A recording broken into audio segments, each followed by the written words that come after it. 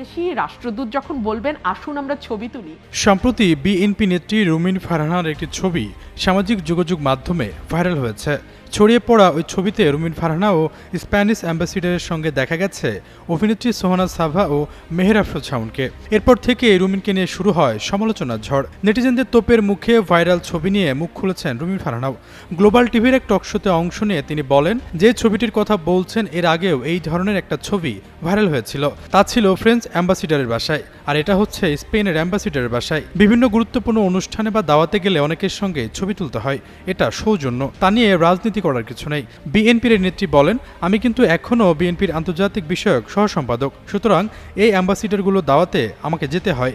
Ambassador যখন ডেকে বলবেন আসুন ছবি তুলি, তখন কি আমি বলবো যে ও আওয়ামী লীগ করে, ওর সাথে ছবি তোলা যাবে না? একজন অ্যাম্বাসিডারের সঙ্গে আমাদের এই চেহারাটা দেখানো উচিত হবে না।